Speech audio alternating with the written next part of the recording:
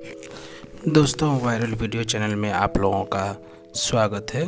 और आज हम आप लोगों के लिए लेकर आए हैं कि क्या महाकुंभ में 66 करोड़ लोग श्रद्धालु आए हैं अथवा नहीं। इसके बारे में हम लोग जांच पड़ताल करेंगे, क्योंकि यूपी सरकार के जो मुखिया हैं माननीय योगी आदित्यनाथ जी, उन्होंने और मीडिया के द्वारा इस तरह का प्रचार प्रसार किया गया कि पूरे देश भर से 66 करोड़ श्रद्धालु महाकुंभ में स्नान करने के लिए आए हैं। तो इसकी वास्तविकता जानना ज़रूरी है, क्योंकि सरकार जो कह रही है और वास्तव में उतने लोग आए हैं या नहीं। क्योंकि आज तो आप तो जानते हैं कि आजकल की मीडिया इस चीज़ों को नहीं रिसर्च करके बताती है, और सरकार जो डाटा दे देती है बस उसी को मान करके पूरा ज़ोर शोर से प्रचार प्रसार करती है। तो चूँकि अगर 66 करोड़ लोग आए हैं तो ये अच्छी बात है, और क्योंकि श्रद्धालु जो है आते हैं अपनी आस्था का जो है वो डुबकी लगाते हैं, तो इसमें कोई बुरी बात नहीं है।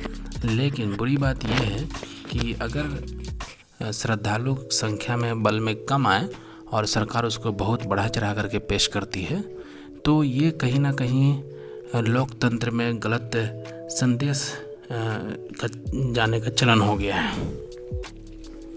क्योंकि हम सभी जानते हैं कि एक लोकतंत्र में जो डाटा दिया जाता है, जो आंकड़े दिए जाते हैं, वो सत्य होने चाहिए, ताकि नागरिकों को पता चले कि वास्तविकता क्या है। अगर कोई सरकार किसी एक चीज़ में गलत डाटा दे रही है, इसका मतलब है कि उसका जो इंटेंशन है वो सही नहीं है। और जो व्यक्ति धर्म के साथ खिलवाड़ कर सकती है, या जो सरकार धर्म के साथ छेड़छाड़ कर सकती है, खिलवाड़ कर सकती है, वो किसी भी आंकड़े के साथ जो है वो खिलवाड़ कर सकती है। इसमें कोई दो राय नहीं होनी चाहिए। तो हमारा मकसद ये नहीं है कि हम सरकार की आलोचना करें, लेकिन मीडिया ने जो जिस तरह से दिखाया है कि ये 60 करोड़ से अभव 66 करोड़ लगभग श्रद्धालु जो है महाकुंभ में आए थे, तो इसके बारे में हम लोग सरकारी आंकड़े के हिसाब से ही देखेंगे कि वास्तविकता क्या है। तो हम लोग आज जानेंगे कि ये भारत सरकार और अंतर्राष्ट्रीय स्तर की संयुक्त राष्ट्र संघ, वर्ल्ड बैंक और हंगर इंडेक्स जारी करने वाली संस्था वर्ल्ड इकोनॉमिक फोरम, इन सब के डाटा के आधार पर देखेंगे कि क्या 66 करोड़ श्रद्धालु आए हैं अथवा नहीं। तो देखिए, सबसे पहले हम लोग देखेंगे कि पूरे देश में कितनी आबादी है। तो हम लोग जानते हैं कि 141 करोड़ आबादी है। करोड़ में देखेंगे जिसको 1 अरब 41 करोड़ कहा जाएगा। अब इसमें से देखेंगे तो 20 करोड़ हम मुस्लिम आबादी को हटा देते हैं, और उसके बाद देखेंगे तो ईसाई जो है वो लगभग 3 करोड़ हैं, सिख भी 2 करोड़ हैं, और बाद बाकी जो है वो 1% से भी कम है। कुल मिलाकर के 20 से 25 करोड़ जो है वो नॉन हिंदू हैं, है ना। इसका मतलब ये हो गया कि लगभग 115 से 120 करोड़ हिंदू लोग हैं, मतलब 1 अरब 15 करोड़। अब हम दूसरी तरफ देखते हैं कि इसमें कितने जो है वो बच्चे हैं, बूढ़े हैं, महिलाएं हैं, है ना, श्रमिक हैं और लेबर क्लास हैं, साथ ही जो है कितने ऑर्गेनाइज सेक्टर में काम कर रहे हैं, अनऑर्गेनाइज सेक्टर में काम कर रहे हैं, गरीबी क्या है, बेरोजगारी क्या है, इन सब चीज़ों को हम लोग देखेंगे। उसके बाद जो है एक अंदाज़ा लगेगा कि वास्तविकता में क्या सही है। तो देखिए, अब हमारे पास डाटा हुआ कि जो सरकारी आंकड़ा है उसके हिसाब से 115 या 120 करोड़ हिंदू लोग हैं। अब उसमें से हम 2024 का डाटा के हिसाब से देखेंगे भारत में कितने बच्चे हैं। जो 350 मिलियन का बात कहा जा रहा है, ये यूनिसेफ जो बच्चे की संस्था है अंतर्राष्ट्रीय स्तर की, तो यूनिसेफ जो है वो भारत के ही डाटा के आधार पर डाटा जारी करती है। तो state of the world's children 2024 की रिपोर्ट में कहा गया कि भारत में जो है अभी 350 मिलियन होने का अनुमान है। मतलब क्या हुआ, 35 करोड़ बच्चे हैं। अब बच्चे क्या हैं, तो वो 18 साल से कम एज के हैं। और उसमें भी जो है सबसे अधिक जो है 0 से 10 साल के बच्चे ज़्यादा संख्या में हैं। एक बात यह हुआ कि 35 करोड़ यहाँ हैं। अब देखते हैं कि बूढ़े लोगों की आबादी कितनी है। तो जुलाई 2022 में जो है देश में बुजुर्गों की आबादी जो थी लगभग 15 करोड़ थी, है ना। 35 15 50 करोड़ हुआ यहाँ पे। और हम सबसे पहले देखेंगे इसमें कि जो महाकुंभ में जाते हैं ये बूढ़े व्यक्ति या बुजुर्गों में जो है 60 साल और उससे अधिक के लोगों को शामिल किया जाता है। तो हम देखेंगे कि इसमें महाकुंभ में जो जाते हैं वो बहुत अधिक एजेड नहीं होते हैं और न ही बहुत छोटे बच्चे होते हैं, क्योंकि इन लोगों को डर रहता है कि 10 तरह की बीमारियां होती हैं। बच्चे को जो है वो खो जाने का डर रहता है, बच्चे को संभाल करके ले जाना बहुत मुश्किल होता है, दूर दूर से लोग आते हैं। तो ये संभव नहीं है कि हर कोई अपने बच्चे को ले जाए। तो हम मान लेते हैं कि 1 करोड़ बच्चे जो है वो कह सकते हैं कि 35 करोड़ में से 5 करोड़ बच्चे गए होंगे, है ना। 5 करोड़ बच्चे जो है वो महाकुंभ में गए होंगे। अब हम देखते हैं कि जो बूढ़े व्यक्ति होते हैं उनके साथ भी समस्याएं होती हैं कि उन्हें हेल्थ इशू रहता है। किसी को जो है चलने में भी तकलीफ़ होता है घुटने में दर्द के कारण, है ना। किसी का बीपी बढ़ा रहता है और किसी को चक्कर आता है, किसी की दवाइयाँ चली रहती हैं, कोई अधिकांश बूढ़े जो है वो इलाजरत रहते हैं। तो सभी बुजुर्ग तो महाकुंभ में नहीं जा सकते हैं, है ना। तो मान लीजिए 15 करोड़ में 5 करोड़ यहाँ भी मान लेते हैं कि बुजुर्ग जो है वो गए होंगे। तो अभी तक हमारे पास डाटा हुआ कि 5 और 5 10 करोड़ मान लेते हैं कि महाकुंभ में गए होंगे बच्चे और बुजुर्ग, है ना। और 50 करोड़ हमारा यहीं पे हो गया। और ये देखिए एक और रिपोर्ट है जो UNFPA संयुक्त राष्ट्र संघ का रिपोर्ट है, इंडिया एजिंग रिपोर्ट 2023। इसमें भी कहा गया कि 60 वर्ष और उससे अधिक आयु के लोगों की आबादी का हिस्सा जो है 2021 में ही 10% था, अर्थात कितना 15 करोड़, लगभग 14 से 15 करोड़, है ना। अब हम देखेंगे, एक तो ये देख लिए, दूसरा जो सरकार के द्वारा कहा गया है और मीडिया उसको प्रचार प्रसार कर रही है कि 66 करोड़ आया। तो इसमें से हम लोग ने देखा कि अभी तक मात्र 10 करोड़ जो है संभावित है कि ये लोग महाकुंभ में स्नान करने गए होंगे, जिनमें बच्चे और बूढ़े हैं, है ना। अब क्या है कि सबसे पहले हम लोग देखें, उसके बाद हम लोग देखेंगे कि सरकारी कर्मचारी जो है, चाहे प्राइवेट वाले हों और सरकारी दोनों, ये इसकी टोटल संख्या कितनी है और कितने लोग जा सकते हैं, क्योंकि सबको एक साथ छुट्टी मिलना संभव नहीं है कि पूरे देश से जो सरकारी कर्मचारी है और प्राइवेट कर्मचारी है, जो पदाधिकारी है, उन लोगों को छुट्टी मिल जाए, है ना, इस 1 महीना के अंदर में। क्योंकि अगर ऐसा होगा तो काम जो है वो ठप हो जाएगा और कहीं ना कहीं डेवलपमेंट रुकेगा भारत का। तो देखते हैं कि भारत में निजी क्षेत्र में 15 करोड़ से ज़्यादा लोग काम कर रहे हैं। 15 करोड़ कहाँ कहाँ है? IT में है, वित्त में है, सेवा में है, विनिर्माण जैसे उद्योग में है। अब ये तो यहाँ हुआ, फिर कोल माइंस में है ना, और खदानों सब में जो काम किया जाता है वहाँ है, ढोने वाले मजदूर सब हैं, ये सब हैं। और ये जो है वो सरकारी नौकरी को भी मिला लिया जाए इसमें तो 15 करोड़ 20 लाख नौकरियां जो है वो सब दोनों तरह की हैं। अब हम देखते हैं कि लेबर क्लास कितना है।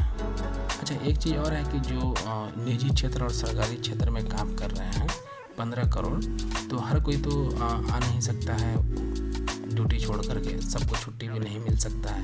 कोई भी संस्था अपने कर्मचारी को, मान लीजिए कि कोई संस्था है जिसमें 100 व्यक्ति ही काम कर रहा है, तो अगर उसमें से छुट्टी देगा भी किसी को तो कितना को देगा? एक बार में 5 लोगों को देगा ताकि काम प्रभावित ना हो।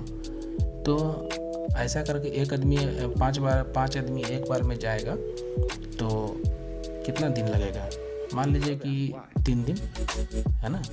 तो अगर हम इस तरह से देखते हैं कि अगर 45 दिन चला तो 150 लोग एक संस्था से गए हैं। तो अगर 100 पर मात्र 15 लोग जाते हैं, 15 लोग 5 बार में जाते हैं, मतलब पूरे 45 दिन में, तो 15 पंचे 75, 50 लोग मान लेते हैं।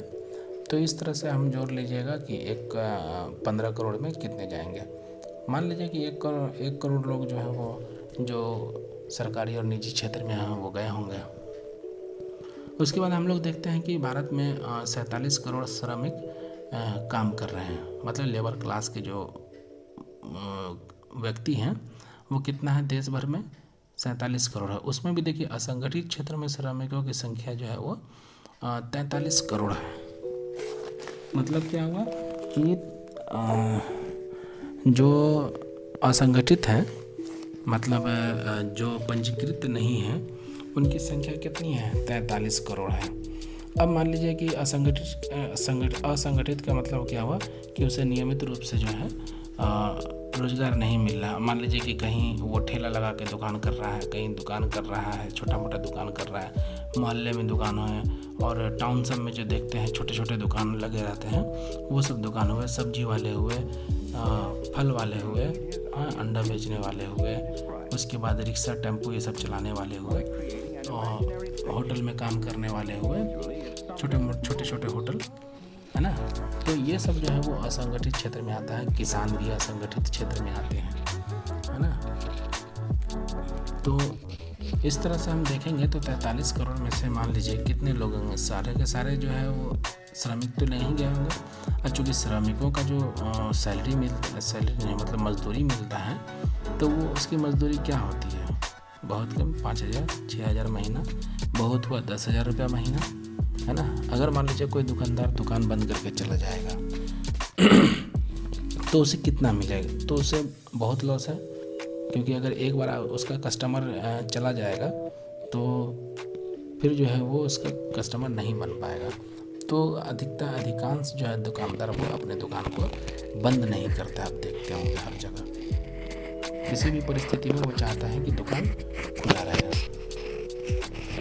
तो 43 करोड़ से अगर हम मान लेते हैं कि इसमें से 10 करोड़ लोग गए होंगे, अभी तक कितना हो गया, 5 बच्चे, 5 बूढ़े, और 1 करोड़ जो है वो सरकारी और निजी कर्मचारी में, साथ ही जो है 10 करोड़ मान लेते हैं असंगठित क्षेत्र से, अभी तक 21 करोड़ हुआ मात्र, है ना। अब हम देखते हैं कि अच्छा वो जो असंगठित क्षेत्र है उसमें MSME भी आता है, मीडियम स्मॉल और माइक्रो इंडस्ट्री आते हैं, जिसमें 20 करोड़ है, ये असंगठित क्षेत्र में ही आता है ना। अब इससे भी बड़ी बात है कि ये तो 21 करोड़ का अभी तक डाटा हुआ इस हिसाब से जो सरकारी आंकड़े हैं। अब हम देखेंगे कि लोगों के पास कितना पैसा है, मतलब कितने लोगों के पास आने जाने की क्षमता है पैसा खर्च करके कि वो आ जा सकता है और वहाँ रहने की व्यवस्था हो, है ना।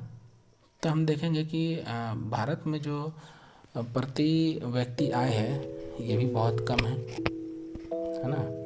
अगर हम ओवरऑल भारत की देखेंगे तो ये दिखाता है लगभग करंट इस पे लगभग 1 लाख रुपया, है ना। तो इसमें जो प्रति व्यक्ति आय होता है, तो जैसे अंबानी है, अडानी है, इन लोगों का पैसा होता है, जितना पैसा है उसका भी पैसा जुड़ता है, और जो व्यक्ति मान लीजिए कि 1,000 रुपया पर डे कमा रहा है या 10,000 रुपया महीना कमा रहा है, उसका भी पैसा जुड़ता है ना। अब मान लीजिए अंबानी के पास 200 करोड़ है और 10 लोगों के पास जो है वो 1 करोड़ है, 10 करोड़ है, 10 आदमी मिला करके 10 करोड़ हो गया। तो टोटल कितने आदमी हो गए, 11 आदमी। रुपया कितना हो गया, 2,11 करोड़ रुपया। अब 11 आदमी में डिवाइड करेंगे तो ये प्रति व्यक्ति आय हुआ कि एक व्यक्ति का कितना आय है। तो आय में असमानता है, चूँकि इंडिया में 50% के लगभग 10% लोगों के पास जो है देश की 90% संपत्ति है। तो इस हिसाब से क्या हुआ कि ये प्रति व्यक्ति आय ये साबित नहीं करता है कि ये वास्तविक आय है, ठीक है। अब हम देखते हैं दूसरी तरफ कि कह सकते हैं कि जो प्रति व्यक्ति आय के अलावा और किस आधार पर निकाला जा सकता है कि इंसान जो है ना, एक मिनट,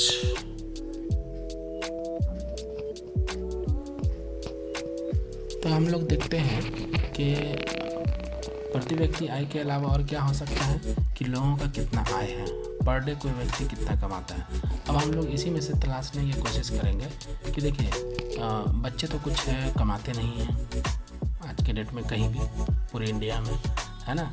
तो 35 करोड़ बच्चे तो बिल्कुल नहीं कमाएंगे। अब बड़े बुजुर्ग जो हैं वो 60 वर्ष से अबव के हैं, तो जो नौकरी पेशा के लोग होंगे तो उनका भी रिटायरमेंट चल गया तो उनका पेंशन आएगा, तो ऐसे लोगों की संख्या कम है। अधिकांश जो है बूढ़े क्या होते हैं, अपने परिवार पर निर्भर होते हैं या सरकार पर निर्भर होते हैं, है ना। तो इन दोनों का पैसा तो ऐड नहीं होगा। अब बचे जो कमाने वाले लोग हैं उनका पैसा ऐड होगा। तो अगर इंडिया में जो व्यक्ति हैं, अधिकांश संख्या किसका है, 15 करोड़ जो सरकारी और निजी क्षेत्र में काम करने वाले को छोड़ दें, तो इसका मतलब हुआ कि 100 करोड़ जो हिंदू व्यक्ति हैं वो जो है वो कहीं ना कहीं इधर उधर काम कर रहे हैं या बिना काम के हैं। तो और ये सब जो है छोटे मोटे दुकानदार होते हैं, और जिनका आय कितना होगा, 10,000 रुपया महीना, 20,000 प्रॉफिट काट के, है ना। सबका दुकान अच्छा खासा नहीं चलता है। अब मान लीजिए रिक्शा चलाने वाले, टेम्पो चलाने वाले, ठेले चलाने वाले हैं, साइकिल दुकान वाले हैं, पंचर बनाने वाले हैं, है ना, सब्जी बेचने वाले हैं, मिठाई बेचने वाले हैं, है ना, और खोमचे लगाने वाले, इन लोगों का आय कितना होगा, बहुत कम होता है। ट्रेन में सामान बेचने वाले होंगे, ये सब है। तो मान लीजिए कि ओवरऑल 10 से 15 हज़ार रुपया पर महीना उसको मिलता होगा या बचता होगा। तो क्या कोई व्यक्ति को अगर 10 से 15 हज़ार रुपया प्रति माह मिलता होगा, उसी में वो पूरे परिवार को चलाएगा, बच्चे लोगों को पढ़ाएगा, है ना, उसके स्वास्थ्य पे खर्चा करेगा, कुछ बचा करके रखेगा फ्यूचर में कि मान लीजिए कभी कुछ विपरीत परिस्थिति आती है तो उस पर हम खर्च करेंगे। तो इन सब चीज़ों को देख करके लगता है कि हर व्यक्ति अफोर्ड नहीं कर पाएगा कि वो महाकुंभ में जाए। और महाकुंभ में जाने का मतलब है, अगर यूपी में हो रहा है तो यूपी वाले लोगों का नहीं, कम से कम अगर एक परिवार जाता है तो 5,000 रुपये खर्चे होंगे। यूपी में हो रहा है और यूपी के लोग जाएंगे। तो अगर बिहार के लोग गए तो एक परिवार जाएगा तो लगभग 10,000 रुपये खर्च होंगे जाने में और आने में, अगर वो कुछ भी ज़्यादा खाना पीना नहीं खाएगा तो।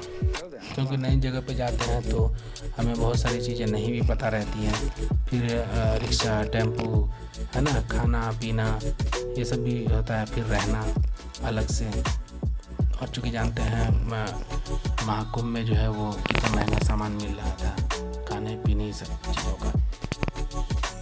तो कुल मिलाकर के ये हो गया 10,000 लगभग, जो बिहार से हैं, सटे हुए राज्य हैं, और यूपी के सटे हुए राज्य सब हैं, वो 10,000 मान लेते हैं। और जो दूर दूर वाले राज्य हैं, जैसे साउथ इंडिया वाले हैं पूरे के पूरे, नॉर्थ इंडिया के हैं पूरे, पश्चिमी इंडिया के और पूर्वोत्तर के हैं, अगर इन सब लोगों को मिला लिया जाए तो नहीं कम से कम तो 20,000 रुपया पर परिवार खर्च होगा। अब हर व्यक्ति अगर मान लीजिए अधिकांश व्यक्ति 10 से 15 हज़ार या मैक्सिमम 20,000 रुपया महीना कमाता है, तो वो पूरे महीने का खर्चा तो महाकुंभ में जाकर के खर्च नहीं कर देगा, है ना।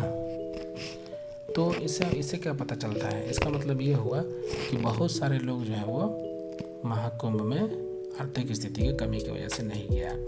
अच्छा, इसको हम लोग देखते हैं कि कैसे नहीं गया है। तो इंडिया में जो है हम लोग देखेंगे,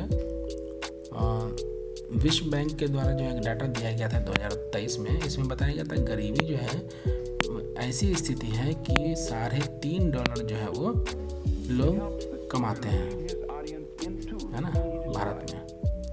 और वैश्विक गरीबी दर जो है 24% का 40% हिस्सा है। मतलब पूरी दुनिया में जितनी गरीबी उसका 40% भारत में है। एक रिपोर्ट ये भी है कि भारत में जो है बेरोजगारी दर बढ़ करके 8.5% हो गया। ये 2024 का डाटा है ना। इसका मतलब क्या हुआ, यहाँ बेरोजगारी ही ज़्यादा है, लोगों के पास काम नहीं है, अगर काम नहीं होगा तो उसके पास पैसा नहीं होगा। एक तो ये हुआ। उसके बाद हमारे माननीय प्रधानमंत्री जी क्या कहते हैं कि मैं देश के 80 करोड़ नागरिकों को मुफ्त में राशन खिलाता हूँ। ये राशन खाने वाले कौन होंगे, क्योंकि जिसका राशन बनता है उसके लिए कुछ क्राइटेरिया होता है ना, कि इस व्यक्ति को ही राशन कार्ड मिल सकता है। तो हम लोग देखते हैं कि 80 करोड़, अब 115 करोड़ हम लोग निकाले थे डाटा कि हिंदू हैं, जिसमें से 80 करोड़ तो ऐसे लोग हैं जो मुफ्त का राशन खाते हैं, है ना। मुफ्त का राशन 80 करोड़ खाते हैं। उसमें भी देखिए 20 करोड़ आबादी तो सिर्फ 6-7 राज्य में है। जैसे यूपी में देखेंगे तो 15 करोड़ से एबव है ना। उसके बाद गुजरात में देखेंगे तो 4 करोड़ लगभग है, पंजाब में 1.5 करोड़ है ना। और उसके बाद जो है ग्रामीण क्षेत्र में अगर हम देखेंगे कि किनको ये जो मुफ्त का राशन मिलता है उसके लिए क्या योग्यताएं होनी चाहिए, तो उस व्यक्ति को 5 किलो मतलब परिवार को अनाज मिलेगा। ये जो योजना से मिलता है अंत्योदय अन्न योजना है ना। और ग्रामीण क्षेत्र के लिए चाहिए कि ऐसा परिवार जो बेघर परिवार हो, जिसके पास अपना घर नहीं हो, बिना आश्रय के परिवार हो, है ना। जैसे देखते हैं कि पन्नी लगा करके रहता है, झुग्गी झोपड़ी बना करके रहता है, वो है, उसके पास अपना ज़मीन नहीं हो। अब बेसहारा परिवार जो मुख्य रूप से जीवित रहने के लिए भिक्षा पर निर्भर है। अच्छा, ये ऐसा परिवार है ना जो क्या है कि मतलब कमा के नहीं खाता बल्कि भीख मांग करके खाता होगा, भिक्षा पर निर्भर है। और उसके बाद यह है कि इसके पास एक ही कमरा हो पूरे परिवार के रहने के लिए, है ना। कमरे की दीवार छत जो है वो कच्ची हो। ये झुग्गी झोपड़ी है, कुछ नाबालिग भी आएंगे, है ना। और उसके बाद क्या है, विकलांग सदस्य भी इसमें आएंगे। इसमें भूमिहीन परिवार आएगा, विधवा या एकल महिला परिवार भी आएगा। ये हो गया हमारा ग्रामीण क्षेत्र में कि अगर इस योग्यता को वो पूरा करता होगा तो उसको ही राशन कार्ड मिलेगा। अब हम देखते हैं शहरी क्षेत्र में क्या है। वैसे लोग जो बेघर हैं, सड़क किनारे रहते हैं, फुटपाथ, फ्लाईओवर, सीढ़ी, मंदिर, रेलवे प्लेटफॉर्म के पास रहने के लिए मजबूर हो, जिनके घर की छत और दीवारें प्लास्टिक की पन्नी की हो, है ना। घर में केवल एक कमरा हो, दीवारें घास, छप्पर, बांस आदि का बना हो, घर में आय का कोई स्रोत नहीं है। ये हुआ। ये लोग जो क्या करते हैं, मजदूरी करके या इधर उधर किसी के घर में काम करके अपना ज़िंदगी गुजर बसर करते हैं, है ना। और ये दिहाड़ी पर काम करते हैं जिसके आय का कोई निश्चित नहीं है। अब दिहाड़ी में काम करने वाले क्या होते हैं, एक दिन कमाता है, दूसरे दिन काम नहीं मिला तो बैठ के खाता है ना, ये मांग करके खाता है। तो ऐसे लोगों को जो है मिलता है। और ये ऐसे जो है वो 80 करोड़ लोग हैं। अब मान लीजिए कि हम आप भी देखते हैं कि बहुत सारे ऐसे भी परिवार हैं जो पूर्ण इस तरह के गरीब नहीं है, लेकिन वो राशन कार्ड बनाए हुए हैं, है ना। तो ऐसे करोड़ कितना होंगे, 5 करोड़ होंगे, 10 करोड़ होंगे, ठीक। तो 70 करोड़ जो है, लगभग 70 करोड़ तो ऐसे हैं जिनके पास खाने के लिए अन्न नहीं है। खाने के लिए अन्न तो क्या, कमाने के लिए भी कुछ नहीं है, रहने के लिए घर भी नहीं है। अब जब इसके पास आय का कोई साधन भी नहीं है, तो क्या ये 70 करोड़ लोग जो है वो महाकुंभ में जा सकते हैं? क्या ऐसा संभव लगता है? ये आप लोग विचार कीजिएगा और कमेंट में जवाब दीजिएगा कि क्या ये संभव है कि नहीं। अब हम अभी तक हम लोग देखे थे शुरू से कि लगभग 20 करोड़ लोग ओवरऑल गए थे। अब मान लीजिए 10 करोड़ जो परिवार राशन कार्ड से राशन ले रहे हैं जो संपन्न होंगे, तो 10 करोड़ में से मान लीजिए 50% लोग गए होंगे, 5 करोड़, है ना। तो अभी तक कुल मिलाकर के 25 करोड़ हुए हैं कि 25 करोड़ लोग यहाँ गए हैं महाकुंभ में।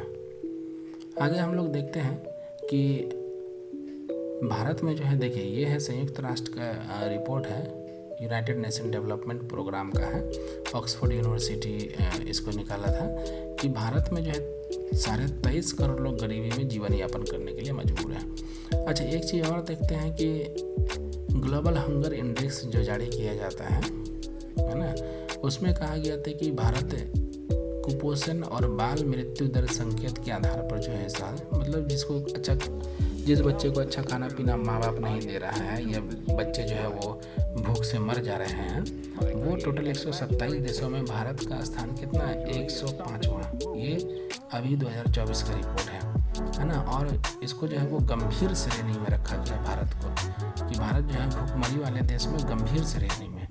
इसका मतलब क्या हुआ? इसका मतलब हुआ कि भारत के लोगों को जो है वो खाने के लिए अनाज नहीं मिल रहा है। इसी अनाज के लिए तो इसी खाने के लिए और गरीबी भूखमरी को दूर करने के लिए और बाल मृत्यु को कम करने के लिए और कुपोषण को उससे बचाने के लिए जो है सरकार जो 80 करोड़ गरीबों को राशन दे रही है फ्री में। और मिड डे मील योजना भी इसी का हिस्सा है ना, कि बच्चों को कुपोषण से बचाया जा सके, बच्चों की मृत्यु को कम किया जा सके। तो ये हाल है हमारे देश की स्थिति का, कि एक तो लोग गरीब हैं यहाँ बहुत, जिसमें से 80 करोड़ हैं गरीब ही हैं है ना। 80 करोड़ में से मान लीजिए कि ऐसे हैं जिनके आय का कोई साधन नहीं है, तो ये लोग खर्च कहाँ से करेंगे? पैसा आएगा तभी तो पैसा से खर्च करेंगे। अब मान लीजिए कोई यूपी और बिहार बंगाल या फिर यूपी के आसपास के जो राज्य हैं उसके यहाँ से तो सिर्फ नहीं जाएंगे। मान लीजिए कम आय वाले हैं तो वो बगल के हैं तो चले जाएंगे, पड़ोसी राज्य के हैं तो, है ना। या यूपी के बॉर्डर से जो जिला सट रहा है दूसरे राज्य का, वहाँ से लोग आसानी से जा सकते हैं कम खर्च में। लेकिन दूसरे राज्य से जैसे पंजाब हो गया, राजस्थान हो गया, गुजरात हो गया, कर्नाटका, केरला, तमिलनाडु, चेन्नई, वही तमिलनाडु है ना, आंध्रा, ये सब जो है नहीं जा पाएगा। अब जैसे हरियाणा हो गया, जम्मू कश्मीर हो गया, है ना, उसके बाद हिमाचल प्रदेश हो गया, सिक्किम हो गया, तो ये सब में से लोग नहीं आ सकते हैं। भारत के लोगों की स्थिति इतनी अच्छी नहीं है। ये कौन बोल रहा है? ये सरकार का जो है वो डाटा बोल रहा है। तो अब बताइए कि इतना सब कुछ एनालिसिस के बाद आपको क्या लगता है कि ये जो सरकार के द्वारा यूपी सरकार और मीडिया जो उसको बोल रही है कि 66 करोड़ लोग महाकुंभ में आए हैं, तो क्या ये सत्य कहीं से भी प्रतीत होता है? क्योंकि सरकारी आंकड़े तो इस तरह के गवाही नहीं दे रहे हैं कि 66 करोड़ लोग गए हैं। एक अंदाजन जो है लमसम 20 करोड़ 25 करोड़ या बहुत हुआ तो 30 करोड़, इतने लोग जो है वो इस डाटा के अनुसार मैक्सिमम से मैक्सिमम 30 करोड़ तक जा सकते हैं। इसके अलावा और कोई चांस नहीं है जाने का, क्योंकि लोगों के पास पैसा ही नहीं है, भुखमरी की स्थिति में है। आप जानते ही हैं कोरोना काल में और फिर नोटबंदी काल में जो है लोग बहुत सारे गरीब हुए हैं, बहुत गरीब हुए हैं। तो ऐसी स्थिति में जब लोगों के पास पैसा रहेगा तभी वो जा सकते हैं।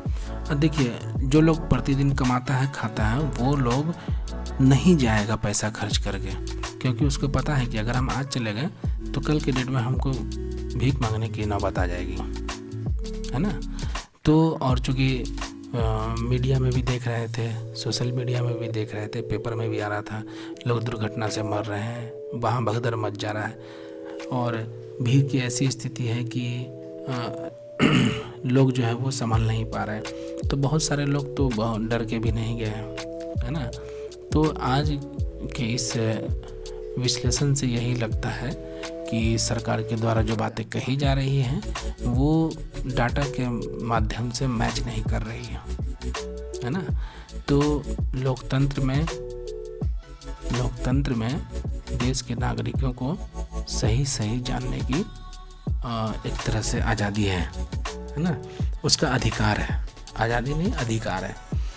तो इस अधिकार को जानिए। और चूँकि मीडिया तो जानते हैं आज के डेट में वो ठीक से एनालिसिस नहीं करती है, बस काँव 4 लोगों को बैठा करके करती रहती है ना। तो आप लोग अपने कमेंट में अपने जो है विचार ज़रूर दें कि क्या ये जो मैंने आप लोगों को बताया है इस बात से आप सहमत हैं अथवा नहीं। और क्या आपको अब भी लगता है कि महाकुंभ में 66 करोड़ लोग शामिल हुए होंगे? क्योंकि रिपोर्ट तो जो सरकारी आंकड़े हैं वो इसका गवाही नहीं दे रहा है। और आई होप कि अगर 66 करोड़ लोग महाकुंभ में स्नान किए होंगे तो अच्छी बात है, कोई बुरी बात नहीं है ना। और यदि 66 करोड़ लोग चले ही गए तो फिर 50 करोड़ लोगों को क्यों छोड़ दिया गया? सरकार को भी चाहिए कि उसके लिए भी व्यवस्था कराई जाती है ना। तो आज का वीडियो यहीं पे समाप्त होता है। वीडियो पसंद आए तो लाइक कीजिएगा, सब्सक्राइब कीजिएगा।